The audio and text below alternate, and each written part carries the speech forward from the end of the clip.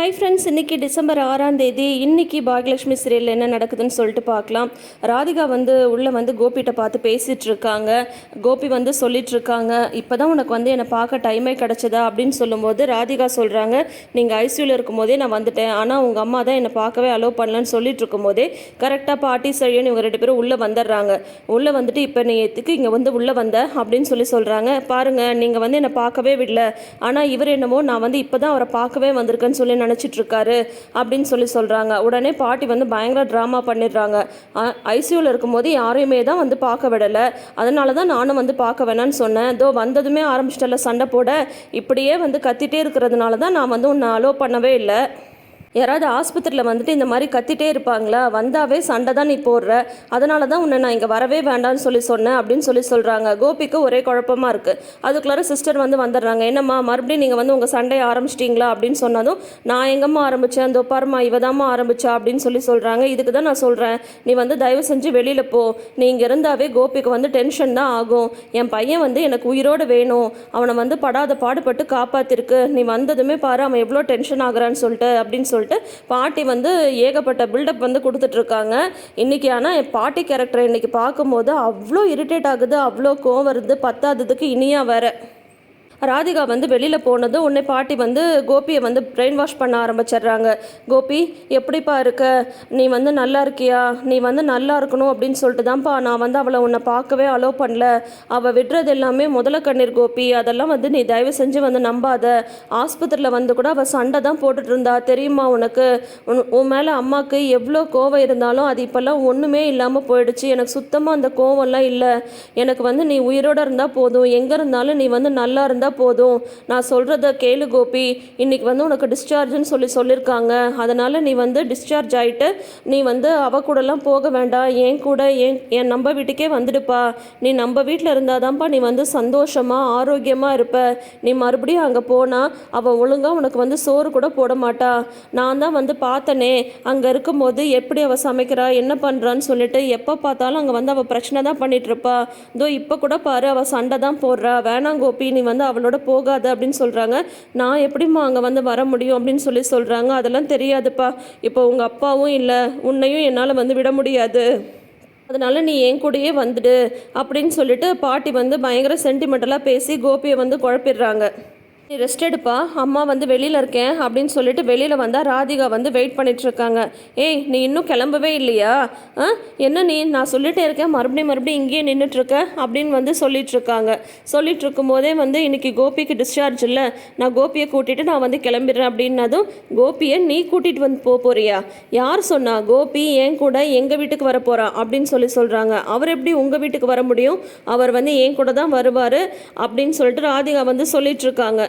இது என்னடா இது புது வம்பா இருக்குன்னு சொல்லிட்டு எழிலுக்கு தோணுது. என்ன பாட்டி நீங்கள் பேசிகிட்டு இருக்கீங்க, அந்த ஆள் எப்படி அங்கே வர முடியும், அவங்க இவங்க கூடயே போகட்டும் அப்படின்னு சொல்கிறாங்க. எழிலு நீ பேசாம இரு, கோபி என் பையன், அவனை எங்கே கூட்டிகிட்டு போகணுன்றது எனக்கு தெரியும் அப்படின்னு இவங்க சண்டை போட்டுட்டு இருக்கும் போதே பார்த்தீங்கன்னா கரெக்டாக உள்ளேருந்து சிஸ்டர் டிஸ்சார்ஜ் பில் கொண்டு கொடுக்குறாங்க.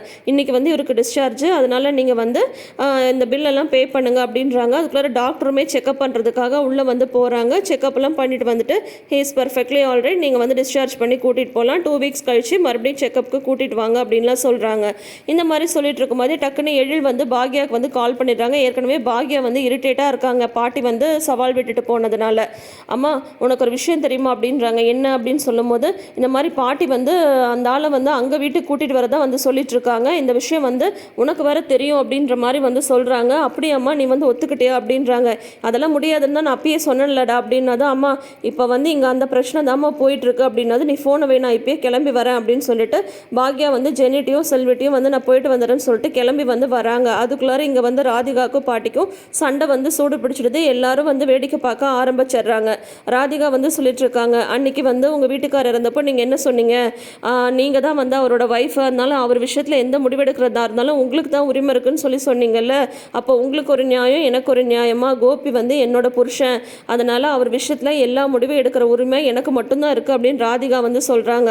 உடனே அதுக்கு பாட்டி உனக்கு புருஷன்றதுக்கு முன்னாடி அவன் என்னோட புள்ள, அதனால் அவன் எங்கே வரணுன்ற முடிவை நான் தான் எடுக்கணும், மறுபடியும் அவனை உன் வீட்டுக்கு அனுப்பி நான் அவனுக்கு மறுபடியும் உடம்பு சரியில்லாமல் போகிறதுக்கா அப்படின்னு சொல்கிறாங்க.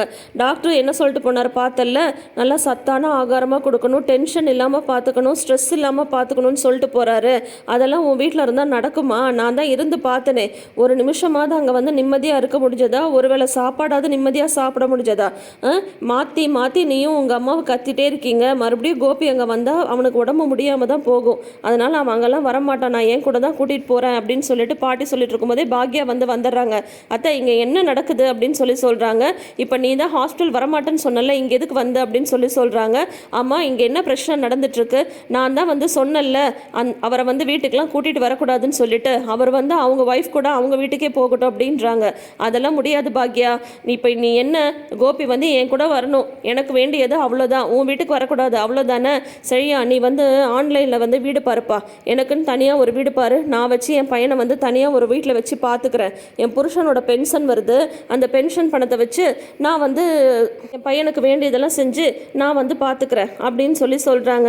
என்னத்தை இதெல்லாம் ஏன் இப்படி தேவையெல்லாம் பிடிவாதம் பிடிக்கிறீங்க அப்படின்றாங்க. இதில் வந்து பில் கொடுக்குறாங்களே நர்ஸு, அதையும் வந்து ராதிகாவை கட்ட விட மாட்டேன்றாங்க.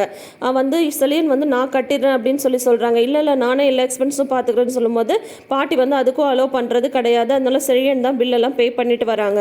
பாக்யா வந்து அத்தை நீங்கள் பண்ணுறது ரொம்ப ரொம்ப தப்பத்தை, நீங்கள் பண்ணுறது ஒன்று கூட சரியில்லை அப்படின்னு சொல்கிறாங்க. பரவாயில்ல அப்படியே இருந்துட்டு போகட்டும் அப்படின்னு சொல்கிறாங்க. உடனே எழில் வந்து சொல்கிறாங்க, வீட்டுக்கு கூட்டிகிட்டு வந்தால் அதோட நீங்கள் வந்து நிற்பீங்களா? அம்மா வந்து அவருக்கு வேலையெல்லாம் செய்ய சொல்லுவீங்க, எங்கள் அம்மாவுக்கு என்ன தலையெழுத்தா அந்த அளவுக்கு வேலை செய்யணும்னு சொல்லிட்டு அப்படின்றாங்க எழில்.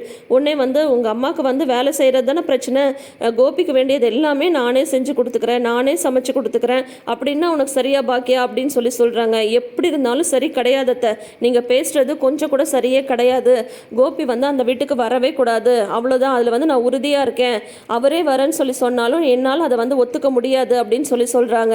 அதை வந்து அப்புறம் பார்த்துக்கலாம், சரியா நீ வந்து வீடு பார்த்தியா இல்லையா அப்படின்னு சொல்லிட்டு இப்படி வந்து பிளாக்மெயில் பண்ண ஆரம்பிச்சிட்டாங்க பாட்டி. என்னை கேட்டால் சரி அப்படி கூட நீங்கள் கூட்டிகிட்டு போங்க, ஆனால் வந்து அந்த வீட்டுக்கு வரக்கூடாது அப்படின்ற மாதிரி தான் உறுதியாக பாக்யா நிற்கணும். இப்போ வந்து பார்த்தீங்கன்னா ராதிகா வந்து சண்டை போட்டுட்ருக்காங்க. நான் வந்து கோபியை யார் தடுத்தாலும் சரி நான் வந்து என் வீட்டுக்கு தான் கூட்டிகிட்டு போவேன் அப்படின்னு சொல்கிறாங்க. உன்னை வந்து பாட்டி வந்து சொல்கிறாங்க, அவனுக்கே உன் கூட வர இஷ்டம் இல்லை, அப்புறம் எப்படி நீ கூட்டிகிட்டு போவா அப்படின்னாலும் கோபி வந்து உங்ககிட்ட சொன்னாரா அப்படின்னு சொல்கிறாங்க. சரி அப்போ கோபி சொன்னால் நீ வந்து ஒத்துக்கிறியா? உன் கூட வரலன்னு கோபியே சொல்லிட்டா நீ பேசாமல் போயிடணும் அப்படின்னு சொல்கிறாங்க. இதில் வந்து செழியனும் இனியாவும் நீ ஏமா இந்த மாதிரி வந்து பிடிவாதம் பிடிச்சிட்ருக்க அப்படின்னு அவங்க அம்மாட்ட வந்து சொல்லிட்டுருக்காங்க. இனியா நீ வாயை மூடு, நீ எல்லாம் பேசவே கூடாது அப்படின்னு சொல்லிட்டு பாக்யா வந்து சொல்லிட்டுருக்காங்க. அவர் எப்போவுமே நம்ம கூட இல்லைன்னாலும் அவருக்கு உடம்பு சரியாகிற வரைக்குமாவது நம்ம கூட இருக்கட்டுமே அப்படின்ற மாதிரி இனியா வந்து சொல்லிகிட்ருக்காங்க. இதில் வந்து ராதிகா வந்து உள்ளே போகிறாங்க கோபிகிட்ட வந்து பேசுகிறதுக்கு. கோபி, நான் ஏதோ வந்து ஒரு பிரச்சனையில் வந்து சண்டை போட்டுட்டு இருந்ததுனால தான் அன்றைக்கி வந்து ஃபோன் எடுக்க முடியாமல் போயிடுச்சு. நீங்கள் எப்பயும் பாக்யான்னு பாக்யா பற்றி பேசுகிறதும் உங்கள் பசங்களை பற்றி பேசுகிறதும் தான் எனக்கு இரிட்டேட் ஆச்சு. அன்றைக்கும் நீங்கள் ஃபோன் பண்ணப்போ அதை பற்றி பேச போகிறீங்கன்னு நினச்சிட்டு தான் நான் ஃபோன் எடுக்கல. நான் பண்ணது தப்பு தான், நான் ஒத்துக்கிறேன். இனிமேல் உங்கள் கூட நான் வந்து சண்டையே போட மாட்டேன். உங்களை வந்து நானே நல்லா பார்த்துக்கிறேன். உங்கள் அம்மா என்னென்னா அவங்க கூட நீங்கள் போகிறதா சொல்லிகிட்ருக்காங்க, நீங்கள் ஏன் கூட தான் வரணும், வாங்க கோபி அப்படின்னு சொல்லிகிட்ருக்காங்க. ராதிகா வந்து இந்த மாதிரி பேசிகிட்டு இருக்கும்போதே மறுபடியும் பாட்டி வந்து உள்ளே வந்துடுறாங்க. நான் பேசிகிட்டு இருக்கும்போதே நீங்கள் எதுக்கு உள்ளே வந்தீங்க அப்படின்னு சொன்னதும் நீயே வந்து பேசிகிட்டு இருப்பியா, போ நான் பேசுகிறேன் கோபிக்கிட்ட அப்படின்னு சொல்லிட்டு ராதிகாவை அங்கே நிற்கவே விட மாட்டேன்றாங்க பாட்டி. உடனே சென்டிமெண்டலாக பேச ஆரம்பிச்சிடுறாங்க இனியாவும் பாட்டியும். நீயா நானா போட்டி மாதிரி இப்போ நடந்துட்டுருக்கு. கோபி நான் சொல்கிறத கேளுப்பா, அவள் சொல்கிறதெல்லாம் நீ வந்து நம்பாத. அங்கே இருந்தால் உன்னால் நிம்மதியாகவே இருக்க முடியாது. கடைசி காலத்தில் பெற்றவங்களுக்கு வேண்டியது என்னப்பா, பசங்க வந்து சந்தோஷமாக இருக்கணும், நிம்மதியாக இருக்கணும் அப்படின்றது மட்டும்தானே. ஏற்கனவே உங்கள் அப்பாவும் இல்லை, இப்போ நீ அவள் கூட போனால் நீ வந்து கஷ்டப்படுவ, அவள் உன்னை சந்தோஷமாகவே வச்சுக்க மாட்டா, அதை பார்த்து புழுங்கி போய் நானும் வந்து செத்துடுவேன் அப்படின்லாம் சொல்கிறாங்க. ஐயோ அம்மா நீங்கள் அந்த மாதிரிலாம் சொல்லாதீங்கம்மா, என்னால் தாங்க முடியாது அப்படின்றாங்க. ஒன்று அப்படின்னா நான் உயிரோடு இருக்கணும், நீ என் கூட வந்து தான்ப்பா ஆகணும், நீ என் கூடயே வந்துடு அப்படின்றாங்க. உன்னை இனியா வேற அழறாங்க. டாடி ப்ளீஸ் டாடி நீங்கள் என் கூடயே வந்து இருங்க டாடி, நீங்கள் வந்து அங்கே நீங்கள் வந்து என் கூடயே வந்து இருந்தீங்கன்னா உங்களை பார்க்குறதுக்கு பேசுகிறதுக்கெலாம் நான் யார்கிட்டையும் பர்மிஷன் கேட்க தேவையில்ல, யார்கிட்டையும் திட்டு வாங்க தேவையில்ல, அதனால் நீங்கள் என் கூடயே வந்துடுங்க டாடி அப்படின்றாங்க. நாங்கள் தான் எல்லாரும் சொல்கிறோம்லப்பா, நீங்கள் எங்கள் கூடயே வந்துடுங்கப்பா அப்படின்னு செழியன் ஒரு பக்கம் சொல்லிட்டு இருக்காரு. ஆளாளுக்கு சென்டிமெண்டலாக பேசி கோபியை வந்து நல்லா குழப்பி விட்டுறாங்க. அப்புறம் பார்த்தீங்கன்னா கொஞ்சம் நேரத்தில் வந்து ராதிகா ராதிகாவும் உள்ளே வந்துடுறாங்க, பாக்யா எழில் 2 பேருமே உள்ளே வந்துடுறாங்க. பார்த்தீங்கன்னா பாட்டி ஒரு பக்கம் ராதிகா ஒரு பக்கம்னு கோபியை வந்து பிரெயின் வாஷ் பண்ணிட்டு இருக்காங்க. ஒரு நிமிஷம் தயவு செஞ்சு ஒரு நிமிஷம் எல்லாரும் பேசாமல் இருங்களேன் அப்படின்றாங்க. உள்ளே வந்து சிஸ்டரும் வந்து சொல்லிட்டு போகிறாங்க, பேசாமல் இருக்கீங்களா இல்லையா, இது என்ன ஹாஸ்பிட்டல்னு நினச்சிங்களா, என்னன்னு நினச்சிங்க, உங்களோட ஒரே பிரச்சனையாக போச்சு அப்படின்ட்டு அந்த பொண்ணு வர சொல்லிட்டு போகுது. கோபி சொல்லுப்பா, நான் அம்மா கூட தான் போவேன்னு சொல்லுப்பா சொல்லுப்பா அப்படின்னு சொல்கிறாங்க. எழில் வந்து என்னம்மா இதெல்லாம் அப்படின்றாங்க. இருடா அப்படின்னு சொல்லிட்டு வந்து பாக்யா சொல்லிட்டு இருக்காங்க. அப்புறம் பார்த்தீங்கன்னா கோபி வந்து நான் அம்மா கூடயே போகிறேன் அப்படின்னு சொல்லிட்டு அவங்க அம்மா கையை பிடிச்சிடுறாங்க. உடனே ராதிகாவுக்கு பயங்கர ஷாக் ஆகிடுது. பாக்யாவுக்கு வந்து பார்த்தீங்கன்னா அதை விட வந்து ஷாக் ஆகிடுது.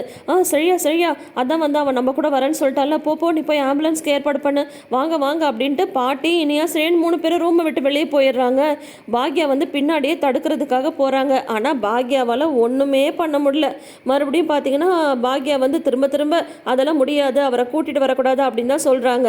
பாக்யா வந்து பாட்டியே சொல்கிறாங்க, நான் வேணா தனியாக வீடு எடுத்து தங்கிக்கிறேன்னு சொல்லிட்டு. சரி தங்கிக்கோங்கன்னு சொன்னால் பேசாமல் இருந்திருப்பாங்க. இவங்க என்னன்னா முடியாதுன்னு சொல்லிட்டே இருக்காங்க. பார்க்கலாம் இனி அடுத்தது என்னெல்லாம் நடக்க போகுதுன்ட்டு. நம்ம முதல்லையே வந்து கெஸ் பண்ண மாதிரி இப்போ கோபி வந்து பாக்யா வீட்டுக்கு தான் வரப்போகிறாங்க. ராதிகா வந்து ஒன்றுமே பேசாமல் கோபி இப்படி சொன்னதும் அமைதியாக அப்படியே போயிடுறாங்க. மறுபடியும் ரிப்பீட் மோடில் வந்து பார்த்தீங்கன்னா ஸ்டோரி வந்து போயிட்டுருக்கு. என்ன நடக்குதுன்னு வெயிட் பண்ணி பார்ப்போம். தொடர்ந்து எபிசோட்ஸ்க்கு நம்ம சேனலை சப்ஸ்கிரைப் பண்ணிக்கோங்க. நோட்டிஃபிகேஷன் பெல் ஐக்கானில் ஆல் சிம்பிள் கிளிக் பண்ணிக்கோங்க. தேங்க்யூ.